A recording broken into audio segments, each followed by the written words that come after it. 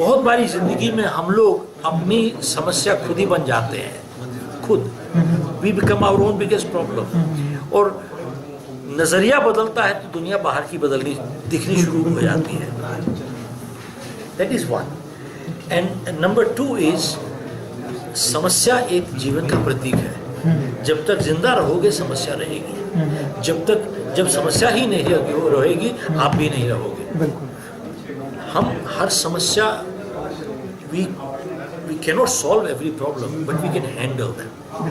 फर्क है। तो that is really what our work is, to handle problems, not solve every problem, क्योंकि हर चीज बदल नहीं सकती। Folks, and we've asked this one question to most decision makers. If there was one thing you'd like to see changed that would make your organization more productive, what would it be? And guess what they came back with? One word: attitude. If our people had a better attitude, we'd have a better teamwork, quality and bottom line would go up. Think about it, folks. How come under the same set of circumstances some people break records while others break themselves? And two, everybody wants to climb up the ladder to success only to find that the ladder is leaning against the wrong building. So what we're saying is success is important, but without fulfillment, it's empty. That's like good looks without goodness. They become irritating after some time. So we got to have substance over form, not just form over substance.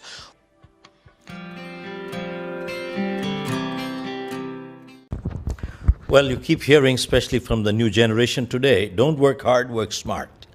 Well, the fact remains, if you could become a neurosurgeon by taking a weekend course, guess what would be happening? You'd have hawker stalls outside with neurosurgeons chopping people's brains. And that would be really sad. So it doesn't work that way. And look at people who won the Olympic championships. Mark Spitz, Michael Phelps, they trained 10,000 hours. In fact, there is a book to that effect which says 10,000 hours, you do anything, you become an expert. And Michael Phelps, before he became a champion, won 8 gold medals at Beijing. He trained 10,000 hours, and which is 2,500 hours per year, which is 8 hours per day, no Sunday. And see, people only see the success, they don't see the struggle behind the success. So the current generation that says don't work hard, work smart, that is absolutely a myth.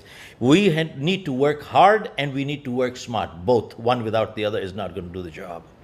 So when we talk of my book also, initially I was refused by 100 publishers. Nobody wanted to publish me. But eventually the world's largest publisher picked me up, and that was Prentice Hall. And then, of course, we took the book back again from them, and then we have other publishers with Bloomsbury from UK. But the bottom line is, I was an unknown author, nobody knew me. Why would anybody buy a book on self-help? And when there are millions of other books already in the marketplace anyway. But I tell you what, I was speaking at many, many places earlier, and gradually the word of mouth came in. Normally it works the other way around. People write books and then they become speakers thereafter. I was a speaker ahead, and then I eventually wrote a book. But then it took a lot of effort in terms of talking to various groups, and when people bought the book, it was practical. People could use immediately right away, and the word of mouth really sold the book. It was not by any advertisement. It was totally a word of mouth, and that's it. मैं भी परेशान होता हूँ, ऐसी बात नहीं कि नहीं होता हूँ। और ये कहे कि कभी मुझे मोटिवेशन की जरूरत नहीं होती, ये भी गलत है। तो बात ये है कि हर इंसान अगर वो अच्छा स्टूडेंट नहीं होगा तो कभी अच्छा टीचर नहीं बन सकता। ध्यान कीजिएगा, अगर कोई अच्छा स्टूडेंट नहीं है तो अच्छा टीचर कभी नहीं बनेगा। Always be a good teacher, you have to be a good student. तो ऐसा है कि बहुत बारी जब मैं निराश हो जाता हूँ, डिमोटिवेट हो जाता हूँ, मैं भी अपनी किताब पढ़ता हूँ। मैं भी डॉक्टर पील की किताब पढ़ता हूँ, अच्छी किताबें पढ़ता हूँ।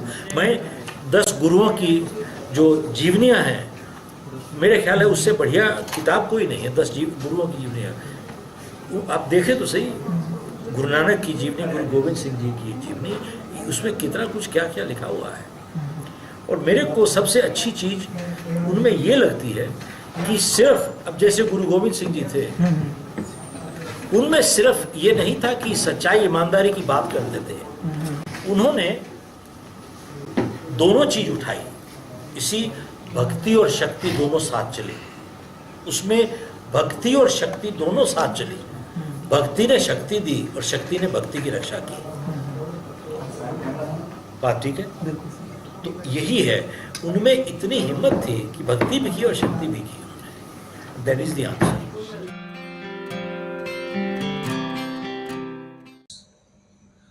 Why people skills? Go check out all over the world. We don't have business problems. We have people problems. And when we take care of our people problems, most of our business problems are automatically resolved, aren't they? Number two, look at this. We are hired for our skills, but we are fired for our behavior, aren't we?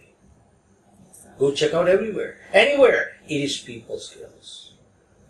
Look at what NASCOM did a study, said 90% of graduates that are coming out today from schools, 90% of graduates, they're not employable. Balance 10%, I have a big question mark on them too. You know what? What's missing? What's missing is people skills. They're good at accounting, good at attitude is butcher. Today's graduates that are coming, values don't exist. That's another issue. And since they have a piece of paper called MBA, the expectations are so high, they all want to start as CEOs. This is like a soldier who says, I will join the army only if you start me as a general. It doesn't work that way. See, people skills, it comes down to people. And look at this. The lower a person is in life, 90% of the time goes in technical skills, less than 10% in people skills. And higher you go up, it just reverses. 90% time goes in people skills, less than 10% in technical skills. And then, look at the other part. Technology and technicians you can always buy with money. But the wealthiest person in the world must build and create relationships. Don't they? Absolutely. And today's generation, I have 2 grandsons. I mean, today's generation are so comfortable with the computers and the machine. I mean, it will not be out of place to say, today's kids are being born with a mouse. They're so comfortable with the computers, but they have actually become uncomfortable with people. So what are you going to do? So one is, I could just go on, there are a lot more things. One is people skills. And again, it comes back to integrity. Go look at the Western world. I've been in the US 40 years. Go look at the Western world. What has happened? There's 60 to 70% divorce rate. California, 90% divorce rate. People are getting married, divorced, remarried, re-divorced.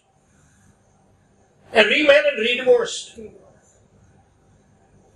So what is it? Something is missing. Something is what? It is our people skills, commitments, integrity, attitude that is messed up.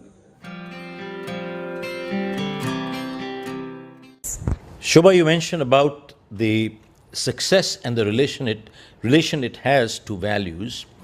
See, this is like success without fulfillment, it's empty. That's like good looks without goodness, they become irritating after some time. That means we gotta have substance over form, not just form over substance. See, success has been defined rather well by a man called Earl Nightingale. He said, success is a progressive realization of a worthy goal. Progressive means it's ongoing, it's a journey, it's not a destination. You never get there. From here you want to get here, from here you want to get here, and from here you want to get here. It's an ongoing process. One, it's a journey and you never get there. Two, it's a realization. Means what? It is internal, not external. You cannot make me successful. I must feel success inside me. It is an experience. You see, that is what gives fulfillment. No wonder See, what appears success many times externally may be total emptiness internally.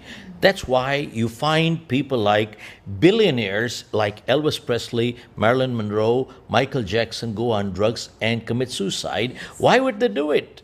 You know why? The world looked at them as successful. They felt empty inside, so they took their own lives. So, really, bottom line comes down to it is really our values that make us live with ourselves first and then with the outside world.